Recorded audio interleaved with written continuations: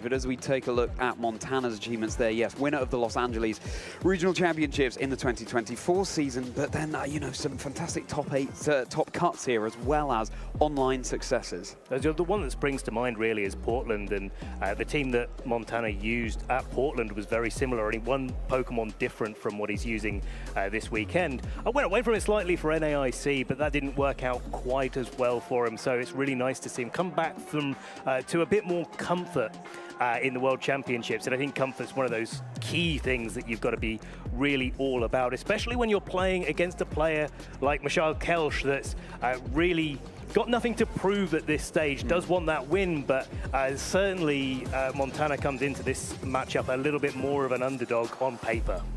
Montana has such experience running Calyrex Shadow Rider as well. That is the restricted Pokemon that they won the Los Angeles Regional Championship with back in Regulation Set G. The first trainer to pilot Calyrex Shadow Rider to that success in Regulation Set G as well. So they know this Pokemon inside and out. Some have dubbed Montana the Calyrex Shadow Rider expert. Equally, Kelsch, a player that is so well known for running Calyrex Ice Rider. Both of their regional championships wins in this season were using Calyrex Ice Rider, but instead it's kind of like the wrong one going for the Calyrex Ice Rider, Shadow Rider rather than Ice Rider in this format, but still finding success, still finding consistency. And the one thing I'm so excited about looking at that matchup, and you can see it in the background right now, is that it's a 5 Pokemon mirror between these two trainers. Only one Pokemon separates their two teams. And I really love to see Chien-Pao and Dragonite on both of these teams. This is a bit of a throwback, trainers, to things that we've seen in previous regulation sets. Chien-Pao reducing the defenses of everything around it so that Dragonite can hit even harder and faster, especially holding the choice band, locking it into the first move it chooses. But the benefit is, of course, that you get that boosted power. But this Chien-Pao set is a really rogue one, Ben. Assault Vest has been picking up a lot of popularity recently. It can take those innocuous attacks, those double-ups that you really don't always want to be able to take, but it also gives the Chien-Pao some more tools at its disposal. Ruination is the thing I think that's been gaining the most popularity overall, and I think that's a real meta adaptation to Lunala being so popular, especially at NAIC taking the crown there. Ruination is one of those moves that doesn't matter about Shadow Shield, doesn't matter about the HP stat that your opposing Pokemon or your target is on. They'll just half whatever HP is left. What I do love, though, about this Chien-Pao from Montana, I'm sure this has done a lot of work for them over this event so far, is that Icy Wind on the Chien-Pao. That little bit of extra speed control goes a long, long way in this sort of format. But at the same time, Mishail's Zamazenta with access to the Wide Guard means that not only the Astral Barrage could be blocked, but that very Icy Wind of which you speak there, Ben. And the mind games are going to be ever to the fore in this match, what with 5 of the same 6 Pokemon that these trainers are running against each other. It couldn't be more volatile, it couldn't be more exciting, it couldn't be a better representation of the caliber that we have at the World Championships this year. Especially where you've got the move away of the Calyrex on both of these players' teams from the typical Life Orb Terra Dark to a Focus Sash Terra Ghost Calyrex Shadow Rider carrying the Encore. Again, it's more control tools in your favor. Here's Mishail's team. Let's give it a quick rundown. Calyrex Zamazenta, Chien-Pao, Dragonite, Ogerpon, and Amoonguss. Ogerpon being that cornerstone form, one of the differences between Mishail's team and the Raging Bolt on Montana's. I think it's always important to point out the slight differences between two teams that look otherwise very similar. Ice Shard on the Chien-Pao over the Icy Wind here, maybe getting that jump. It's like Quick Attack, but the Ice-type version means that Mishail will just be able to break a Focus Sash, will just be able to get that little bit of chit damage that makes all the difference between a KO and not. Especially when you've got these Dragonite matchups, the Ice Shard can be very crucial. But also what's crucial here is the Chien-Pao has a Terra Ghost on Mishail's side rather than a Terra Poison on Montana's. And the Ghost is particularly important when you're staring down a Dragonite, especially boosted up by the Sword of Ruin ability and potentially a Terra Normal there, because Terra Normal, we've seen it on some Fluttermanes over many regulation sets where Calyrex has been prevalent in the format, where you can both dodge that big Astral Barrage or dodge any damage from it, but also in this case, boosting up the power output of the Dragonite. And I think all of those things combined make this such a great call for both of these trainers to be bringing. No surprise seeing them here in the top 8 of the World Championships. There's nothing to deny these priority moves on the field. There's no Psychic Train, for example. There's no Farigiraf.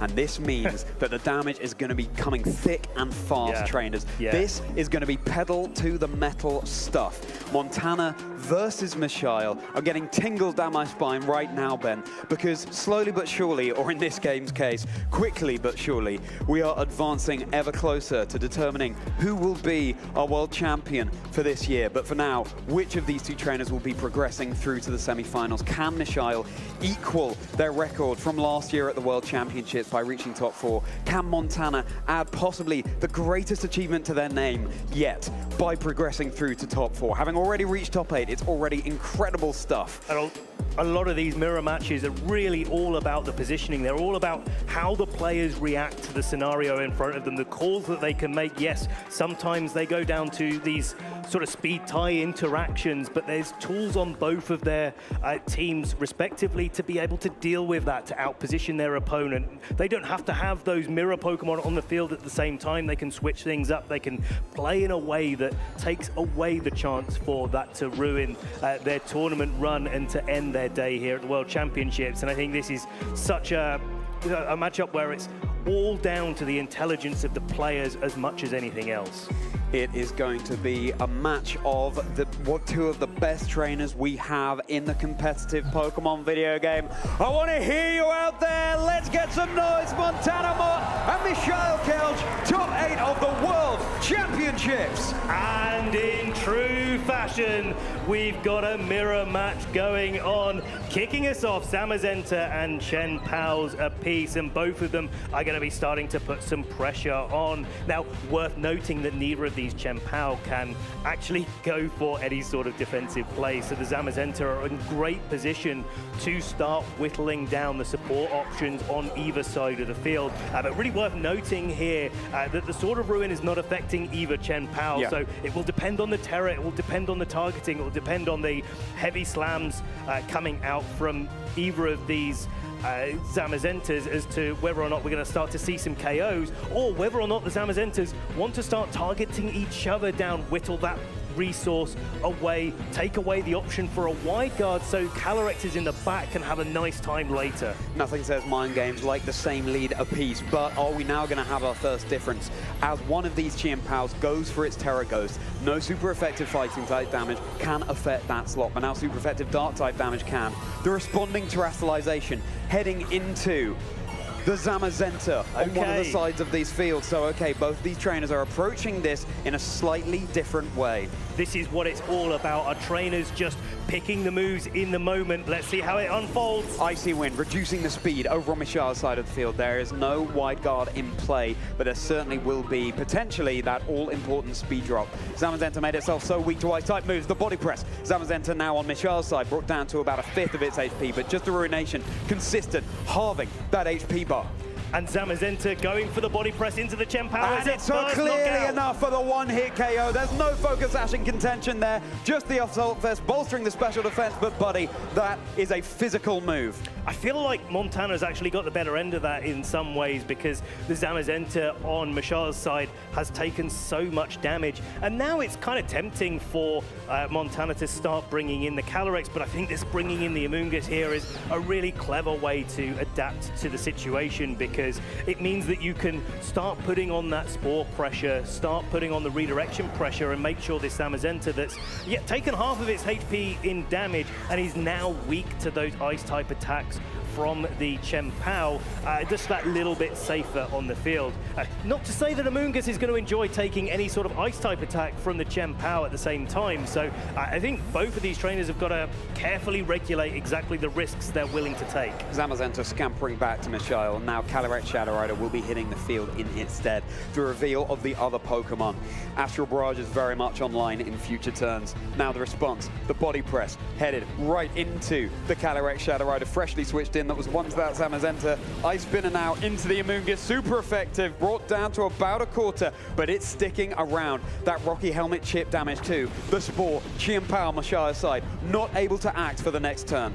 But Mashire's done really well to reposition here. Getting your Calyrex in on a turn where the opposing Calyrex is not on the field really does put you on the front foot. It does allow you to start thinking, hey, what can I do to pick up some KOs here? Now, if this was a Life Orb Calyrex, I'd be thinking that Zamazenta was a little bit in trouble in this spot. But actually, because it's carrying the Focus Sash, there's more of a chance for the Zamazenta to be able to hold on and a Heavy Slam to take it down to that Focus Sash. And certainly in these mirror matches, with knowing that Montana has a Calyrex in the back, if the Focus Sash gets broken on Mashire's side while there's a Focus Sash still intact on Montana's side, actually, this could be the end game that Montana is looking for. Getting that Calyrex Shadow Rider sweeping through. Now Chien-Pao returning to the Ice Wren Shrine, joining the field in its stead. Dragonite, that ever so popular powerhouse Pokemon, as the Astral Barrage clatters down onto Montana's side. Amoonguss is down. Zamazenta is hanging on. The Pokemon numbers look very much in Mashire's favor, but that at this stage of the game is not necessarily all said and done. The Heavy Slam into Calyrex Shadow Rider. It's softened up. The Focus Sash broken.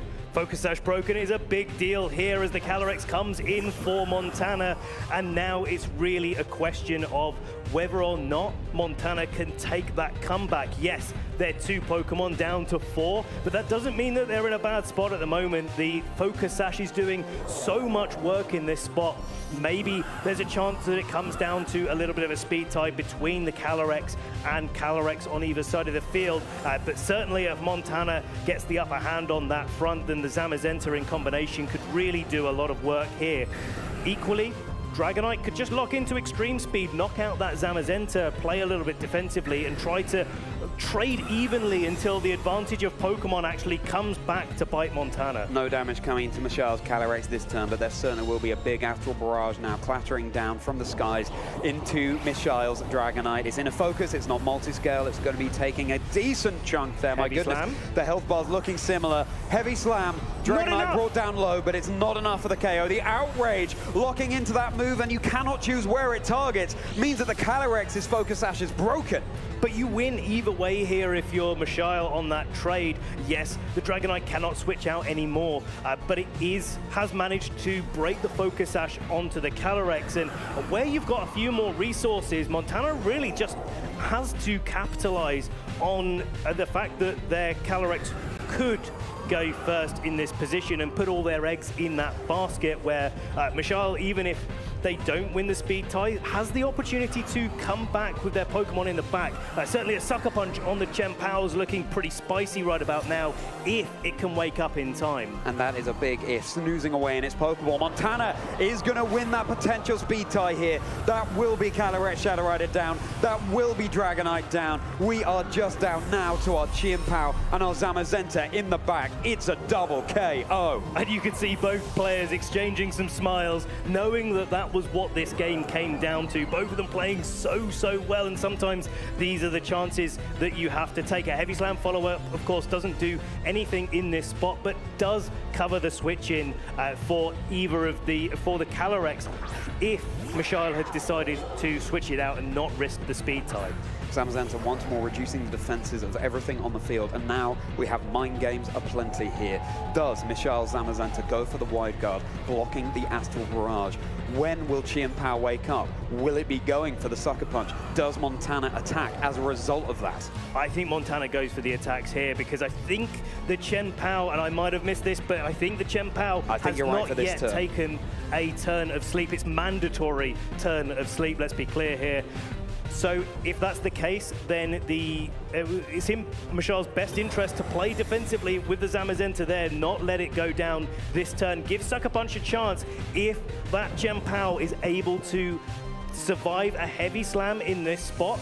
then it's all to play for here. The Psychic into Mishail Zamazenta. No Astral Barrage to speak of. Could have been a really nice way for Montana to get on top. The Heavy Slam, the Chi and Power brought down so low. It needs to set its alarm soon, because if not, it's going to be snoozing all the way into Montana taking this game. Worth noting as well, there is the Ice Shard onto the Chen Pao as well that could knock out this Calyrex in one. Let alone the Zamazenta actually being Terra Dragon, it's probably within range of that too. And so Mishail does have options for the Ice Shard or the Sucker Punch. Doesn't matter which one goes into the Calyrex as long as one lands. But the Zamazenta on Montana's side does have some advantage here because it did go first against Mishail Zamazenta in the early game. But whether or not that's an indication, oh, it's a wake up! Mishail Chi and Power wakes up and he gets that Ice Shard off. That's going to be Montana's Calyrex Shadow Rider down. That was the turn Mishail needed that wake. That was the turn that might have just stamped their ticket through to game 2 with a win. The body press, it's a double KO. Mishail Kelsch with the Midas touch has just turned that win into gold. One more game stands between them and progressing through to top 4. They can barely believe it, but they're keeping their heads strong and in that game. The reads, everything that was going on there, the calls that these trainers had to get right. It went Mishail's way that game, but is it going to Montana's in the next? This is one of the things that I respect so much about Mishail Kelsch as a player. Even though that was absolutely clutch what happened, you can see how well composed he is in this moment. Nothing is on his mind right now other than the match in front of him, and I think that's the right attitude to have in that scenario. Now, we know in these sort of mirror matches that it can come down to those reads in the moment, those small turns, and I think Montana played it so well to give themselves the best opportunity for success. But it was that early terrestrialization, I think, onto the Chen Pao that really made that difference in the end game. These Astral Barrage mind games, these focus sashes being broken, the fact that Dragonite locked into the Outrage into Montana's Calyrex Shadow Rider as opposed to the other target, this celebration when Chi and Power was waking up. I mean, there was so much there that might not have gone in Mishail's direction, but Outrage was so nice to lock into because if you don't target the Calyrex, then you just get super effective damage into the Terra Dragon Zamazenta on Montana's side of the field. But Ben, is there anything Montana can do to try and make a win for them slightly more guaranteed? Is there anything they can do to strip away all of those chance elements? So I think it's going to be hard to get away from it completely, especially actually thinking about it. The Icy Wind coming off onto the Zamazenta in the early game made the Zamazenta go slower against Montana's first time round, but actually second time round it looked like Mishail's actually was outspeeding, so that's definitely something that both players are going to need to take into this match as we get another Zamazenta on the field, Calyrex and Amoonguss with them. Game 2 between Montana Mott and Mishail Kelsch in our top 8 here. Now, with the Zamazenta staring each other down, there's no Chi and Power on the field this time around. There's no defenses being dropped. We have Wine Guard mind games aplenty. Amoonguss could well be shutting us lot down immediately with sleep. It certainly could be. I mean, this is the other difficulty here, though, is that Calyrex actually is putting a lot of pressure onto this Amoonguss, and a double up with Calyrex's Psychic and Zamazenta's Body Press, depending if it goes for Terra or it doesn't, really does make this quite difficult for an Amoonguss to get something done. But of course, that's the read that you make in these spots. I mean, if the Amoonguss just goes for a Protect, then you can launch those attacks into it, and they're all for nothing. Protect, of course, meaning that it would be completely safe from damage. It's so weak to those Psychics, and the terrestrialization is going to be targeted into Zamazenta here. On one of these trainers is become that Terra Dragon, and the Pokemon of choice was for Mishail there. Now Calyrex Shadow Rider will be scouting out from behind that Protect shield. Zamazenta 2, just to see what Mishail has locked into here. The Amoonguss and the Zamazenta. Amoonguss also going for this Protect. This means that on the next turn, that option has been spent. So much less likely to work heading into this next turn of our top 8. Not only that, but the Encore on this Calyrex could really pay a lot of dividends here, where if you go for the Encore into the Amoonguss, then the Amoonguss is just stuck on the field going for Protect, and that's not particularly nice. You can get away around that for if you're Michal by just going for the Rage Powder this turn. I think that's why Michal was probably comfortable to do that, because just redirecting attacks away from the Zamazenta usually works out in your favor overall, and certainly with the Terra Fire on that Amoonguss, actually against the Zamazenta it's looking pretty good overall. Certainly not going to take too much damage, or certainly not necessarily going to be in KO range from a combination of attacks here. Time for the responding terrestrialization over on Montana's side, and it will be that Terra Dragon Zamazenta once more. This dog's bark has just turned into a roar. Now, Psychic, super effective, into the Amoonguss from Michal. How much damage? Just enough for the big one-hit KO. Amoonguss down. That's a big KO there for Montana. The special attack rising from that Grim Neigh, and Calyrex looks in a perfect position to go on the offensive, but taking that Behemoth Bash means its Focus Sash is now not intact anymore. A critical hit, heavy slam just for a little bit of extra damage. Wonderful to see Montana enjoying themselves so much on the stage now. The pressure could not be greater, but they are remembering that we are playing a game that is intended for fun, even when the stakes are high. This friendly rivalry on the stage here between Michal and Montana. Now Michal deciding what they can bring in from the back. And you know, I think Michal's in a great spot to just start thinking about bringing the Calyrex in this situation. But they've both got the Zamazentas if Michal decides to choose for that next to them, which offers the Wide Guard, which stops the Astral Barrages, and then it makes Psychic not actually that effective against the opposing Calyrexes. So I like Michal's decision to bring in the Chien-Pao here, especially after Zamazenta on Montana's side has committed their Terror. The Sucker Punch looks very, very threatening onto the Calyrex on Montana's side. And I think that's something that Montana's going to have to think very hard about how they navigate.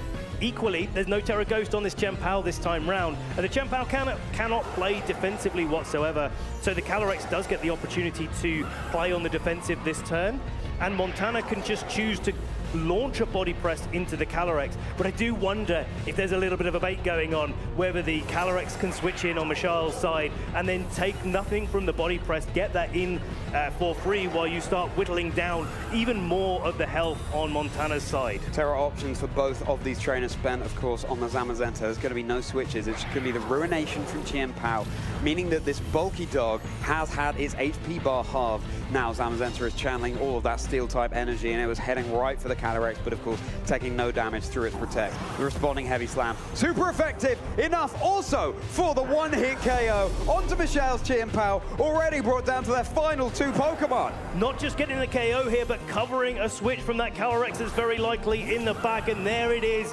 on the field. Its Focus Sash intact. Both of our Wide Guarders with a lot of HP left remaining, but I think Michal is conditioned for this game state where the Calyrex can take at least one more attack. If Michal knows that the Zamazenta on his side is just that little bit faster, a double target into the Zamazenta on Montana's side could seal this game up, could seal his potential to go into top 4 for the third time in a row. The mind games are aplenty here as Zamazenta goes for the Wide Guard. Michal, hands clasped together. What is it they're praying for? The Psychic targeted into Michal's Calyrex Shadow Rider. That Focus Sash broken. The Encore. Now Montana's Calyrex will have to keep going for that Psychic for a few turns. Turning our attention to the Zamazenta for Michal. The body press just tickling Montana's here. It's brought down low, but not low enough. Now there's some decisions to make here, but I think Montana is in a great spot to do a lot of work, because now it's the opposite of what we had in our game one, where actually Montana's got 2 more Pokemon in the back, and those Pokemon have yet to be utilized whatsoever. If that's the Chien-Pao that's in the back for Montana, actually there's quite a lot of potential here for Montana to take us to a game 3. Zamazenta will be keeping itself this turn. As this mirror match plays out across the field, the Wide Guard over on Montana's side. What has Calyrex locked into for Michal? The Psychic from Montana into the Zamazenta, and now Michal's Calyrex Shadow Rider having gone for the Psychic into Zamazenta. Is this going to be enough to claim the KO? Yes, it certainly is. Montana has finally, in this game too, lost a Pokemon. It seems like the Encore's doing a lot of work in this situation where actually, because Montana has is now locked into Psychic for a little bit, you don't have to Wide Guard because you know that there is no potential whatsoever to take an Astral Barrage until the Encore wears off. That's going to be after this turn coming up. Now Chen Pao enters the fray, and yeah, well, this is the same situation that we had just a moment ago, where the Zamazenta on Mishal's side is looking pretty good to be able to knock that out, but not necessarily before this Chen Pao can launch out a Sucker Punch to be able to knock out the Calyrex. Now, both of these players have been in this situation before. The obvious play is the Sucker Punch, but that doesn't mean that that's what's coming out. And you've got to read a level and a level and a level above in these sort of high-intensity matches. It's not as straightforward as what it looks like right now. Mishal's Calyrex will just be scouting out, going for its Protect. Any Sucker Punch into that slot, of course, will be failing. Montana goes for its last Encore Psychic into Mishal's Zamazenta there. There's no critical hit, but it's good damage. Now the Ice Spinner super effective into Mishal's Zamazenta. It is down and out. It's just going to be Mishal's Calyrex Shadow Rider against the world. And this looks like Montana maybe a few turns away, or even just one turn away from taking us into a Game 3. Having a bit of a trouble in Game 1, not figuring out the matchup as well. Mishal cancels that game. Montana takes Game 2. We're going to be going to a Game 3. One of these trainers working so hard to lock their way into top 4. Can Mishal do it again, or is Montana going to knock Mishal out of contention to be our next world champion?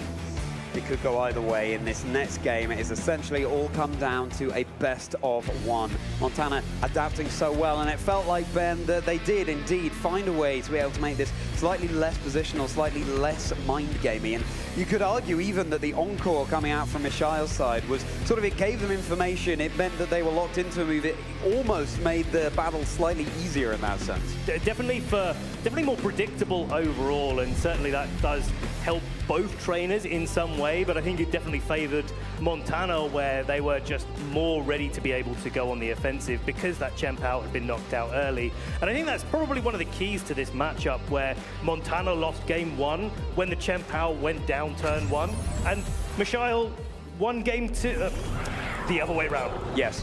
It's Game 3, trainers. The final matchup between Montana and Mishal here. This game decides who's progressing to our top 4 at the World Championships. And this time around, Zamazenta and Chen Pao for Montana, Chen Pao and Calyrex Shadow Rider for Mishal. Mishal trying to catch out that Calyrex that led in Game 2, I think, and try to get the upper hand there. But Montana actually taking a slightly different approach, going back to what didn't work in Game 1 with that Zamazenta and Chen Pao lead. But actually that seems to favor Montana a little bit more in this situation, because that Chen Pao on Mishal's side is under so much pressure, and that's why it's scampering back to its Pokeball.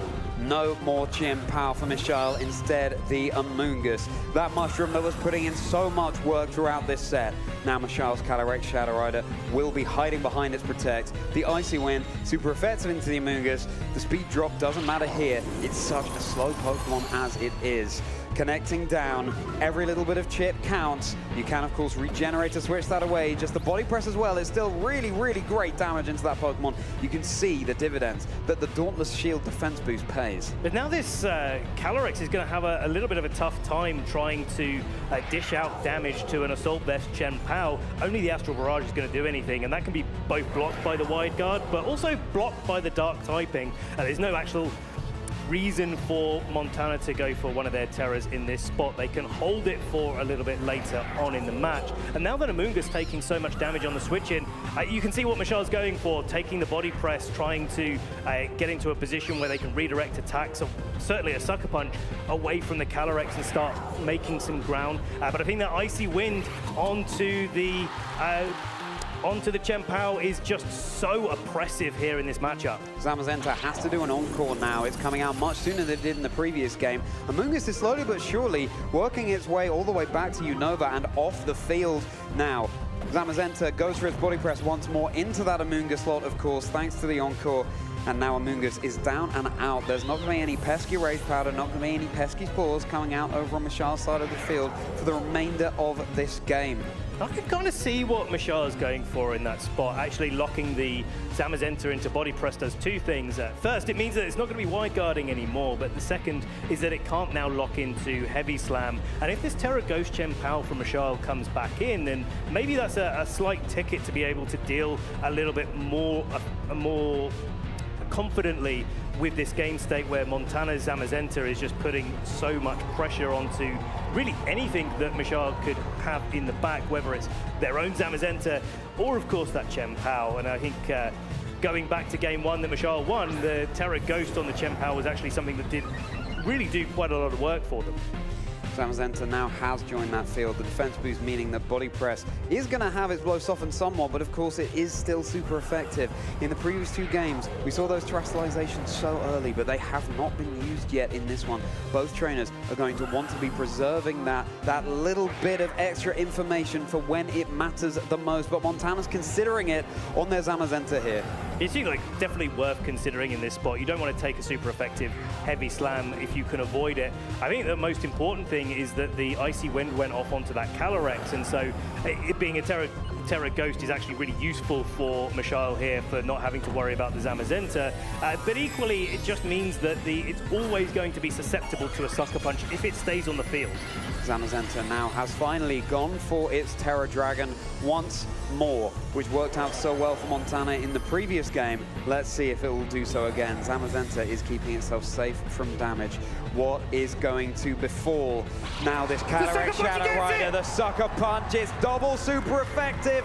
That's Michal's Calyrex Shadow Rider returned to the stables. It all comes down to that dog and that cat, the Chen Pao and that Zamazenta. No damage now taken. My goodness gracious me, has Montana just made the play that has stamped their ticket through to top 4? That's such a difficult call to make at this stage of the event. All of our trainers here are so well versed in these matchups and the mind games that go alongside it. It's so difficult to dig deep at this late stage of the tournament, but Montana looks like they are just a few turns away from potentially taking it all here. If the Chen Pao or the Zamazenta on Michal's side of the field go for one of their Terras, then Montana's not going to be doing as much damage, but it does mean that the other one is going to be weak to the body press that Montana's Zamazenta has been locked into, and with a guaranteed Chen Pao on the field until either Michal's is knocked out and or Montana's is knocked out, those body presses are going to be stacking up. Michal is now going for that terrestrialization, the target of choice, their own Zamazenta. Once more that dragon typing, meaning it's no longer taking super effective damage from Montana's Zamazenta's body press here. That bark of victory, will it be a bark of glory? The Icy Wind dropping the speeds of both, dropping the HP bars of both a little bit, crucially connecting, not always going to happen here. Super effective on the Zamazenta, chipping away. Montana Zamazenta going for that body press, taking so much better. Now Ice Spinner, super effective. Michal once more with the hands clasped. Zamazenta, though, is going to be hanging on. No critical hit. The body press, enough for the one-hit KO, of course, onto the Chen Pao that is so weak to those fighting moves. It makes so much sense for Montana to target down the Zamazenta with that body press as well, because you don't know whether or not you're going to actually land a body press on the Chen Pao. So better to play it a little bit safer, but also to get that Icy Wind off. If the Zamazenta does in fact go for a wide guard to block an Icy Wind, then it's not going for a body press and your Chen Pao stays on the field. You can start targeting things down. Now, after the Icy Wind, the Zamazenta with its defense boost is easily going to be able to pick up a knockout onto Chen Pao on Michal's side of the field, and only a critical hit Sucker Punch, I think, would be enough to make this, or even the Ice Shard there. Not going to happen, just going all in on that immediate KO. The Ice Shard and Montana Zamazenta hanging on. That might have been the last chance saloon for Michal there. The double super effective body press into Chen Pao. It's down. It's now just this Zamazenta that could be returning to Galar. The Behemoth Bash, steel type damage, a critical hit to boot, but it looks like Montana just has the resources necessary to secure the game. Michal puts their controller down. They've reached top 8, but for now, it's Montana who has progressed all the way to top 4. And what a way to do it against one of the best players that we have in the game. Congratulations to Montana Mott, stamping their ticket into top 4 here at the World Championships. And look at the support that they're getting as well. Make some noise out there, trainers, for Montana Mott! Their first day 2 at the World Championships and now in top 4. My goodness gracious. Everything is coming up Montana here at the 2025 Anaheim Pokémon World Championships, but it's wonderful to see Michelle just taking it in their stride, so gracious in defeat, and Michelle can content themselves with knowing that they went from top 2 at the World Championships to top 4 to top 8, 3 years in a row, top cutting the World Championships. That is something that most trainers only dream of. Yeah, so arguably going the wrong way there, but True. I think Michelle's going to be pretty happy to have that finish. He's a trainer that really does want to go all the way, but I think ultimately it does come down to the calls that you make along the way, and I think Montana did such a great job in that game 3 of just reading the situation, reading the mirror match, and this is what it all comes down to, because a lot of that game, actually it didn't matter whether or not their Zamazentas were on the field and opposing each other with the speed interactions and etc. It never really came down in that game 3 to a speed tie. What it came down to is playing that sort of circular game where, well, if they lead Calyrex and Chen Pao, then I want to lead Zamazenta and Chen Pao, but if they want to lead, and you know where I'm going with this, Charlie, it's, it really is dependent on how they want to get started, but Montana making that read in game 3 is just a testament to why they are one of our trainers that could take it all the way. Absolute scenes here at the World Championships. Our LA regional champion and someone who has championed Calyrex Shadow Rider for so long, ever since Regulation Set G, when we had a single restricted format, pairing it with Zamazenta that has worked so well for it throughout Regulation Set I. Going into a Pokemon battle where you have 5 of the same 6 Pokemon. Yeah, it's hard. Especially under the lights, under that pressure of being on the World Championship stage, and the masses gathered out there to watch as well. But Montana and Michelle both seemed like it was just water off a Psyduck's back there. They were just locked in, playing the game as well as they possibly could. And, well, whichever way our top cut shakes out, we will have a new world champion, of course, and there are new chapters, new storylines being written all the time here. Especially seeing those trainers as well having so much fun up there. Exactly. As they're, exchanging pleasantries, and certainly Montana is a very well-regarded player in the community, as is Michelle Kelsch, and it's always so heartwarming to not only see them do well at this level of competition, but also see the people that they are behind the scenes. You know, if you can smile at each other while you're at the game table, where we always say that they're all rivals when you sit down in front of each other to play, and friends outside, but actually, do you know what? They can be friends inside the match as well, and it's just so heartwarming to see. United by this wonderful game that we all play. Well, there we go. NA has taken down EU for this top 8 match at least, but we'll have to see how the rest of the bracket has been shaping up. We'll have to see which region will be claiming the World Championships this year at least. Well then, Ben, I want to hear what our winners got, so let's throw it down to the stage with Montana Mott.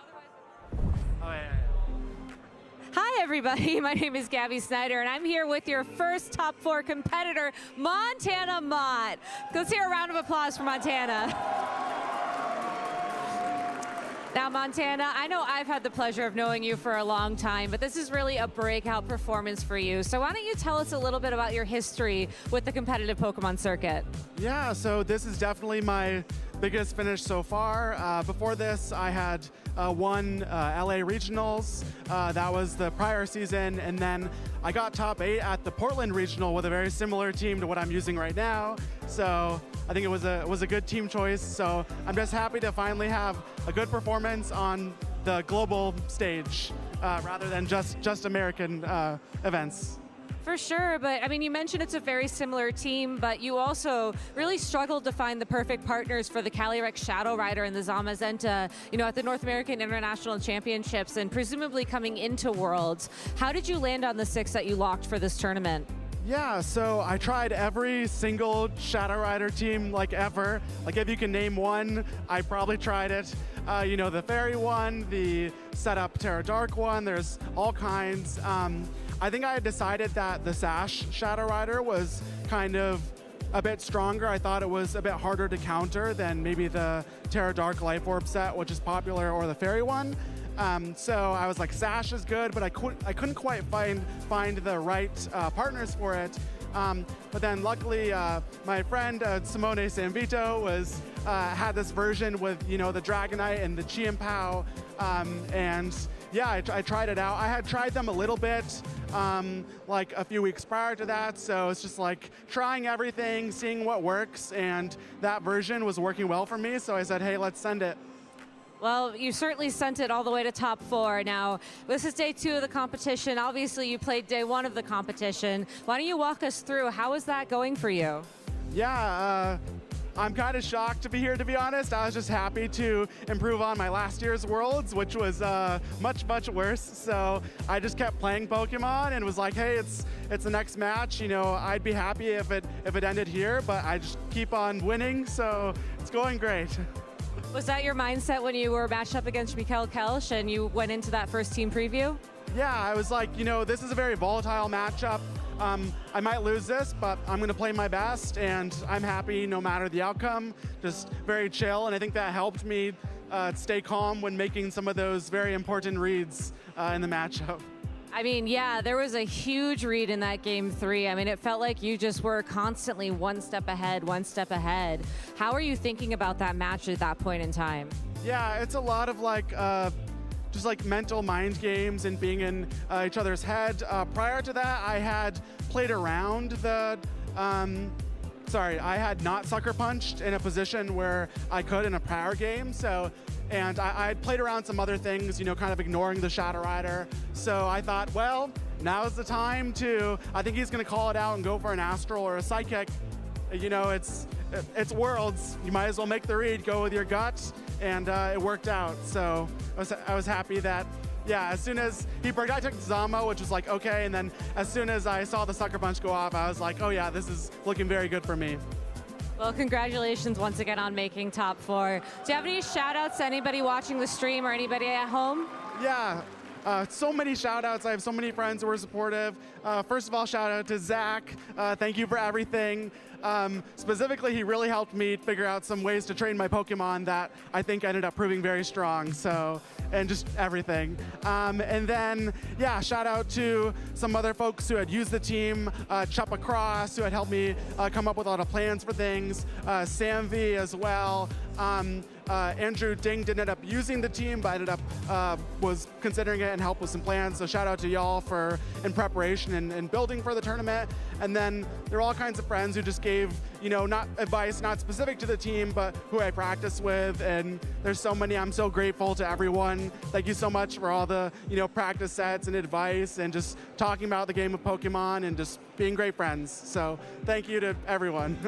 Well, Montana, thank you so much for the interview. Congratulations once again for making top 4. Let's hear it once again for Montana, everybody. All right, well, I have a surprise for y'all. We have an interview with another top 4 competitor all ready to go. So Sierra, I don't want to spoil the audience yet again. Why don't you show us who's our next locked in top 4 competitor?